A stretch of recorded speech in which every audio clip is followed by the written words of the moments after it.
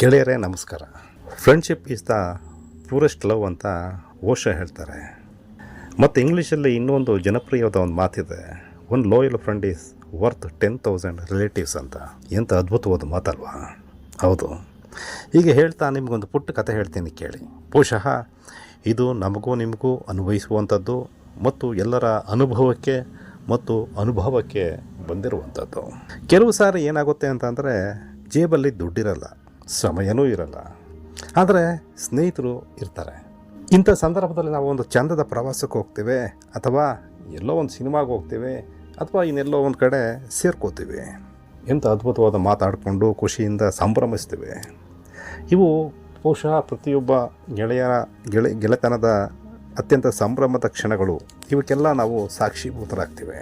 ಇವು ಬದುಕಿನ ಯಾವತ್ತಿಗೂ ನೆನಪಲ್ಲಿ ಇಟ್ಕೊಳ್ಳುವಂಥ ಸಂದರ್ಭಗಳಾಗಿರ್ತವೆ. ಮತ್ತು ಕೆಲವು ಸಂದರ್ಭಗಳಿರ್ತವೆ, ಜೇಬಲ್ಲಿ ದುಡ್ಡಿರುತ್ತೆ, ಸ್ನೇಹಿತರಿರ್ತಾರೆ, ಆದರೆ ಸಮಯ ಇರಲ್ಲ. ಇಂಥ ಸಂದರ್ಭದಲ್ಲಿ ನಾವು ಬದುಕಿನ ಅತ್ಯಂತ ಸಂಭ್ರಮದ ಕ್ಷಣಗಳನ್ನು ಕಳ್ಕೊಬಿಡ್ತೀವಿ. ಎಸ್, ಇದು ಹೋಯಿತು. ಆದರೆ ಮತ್ತು ಕೆಲವು ಸಂದರ್ಭ ಇರುತ್ತಲ್ಲ, ಅದು ಬದುಕಿನ ಅತ್ಯಂತ ಘೋರ ಕ್ಷಣಗಳು ಅಂತ ನನ್ನ ಅಭಿಪ್ರಾಯ. ಅದು ಏನಂತ ಅಂದರೆ, ಜೇಬಲ್ಲಿ ದುಡ್ಡಿರುತ್ತೆ, ಸಮಯ ಇರುತ್ತೆ, ಆದರೆ ಸ್ನೇಹಿತರೇ ಇರಲ್ಲ ಕಣ್ರಿ.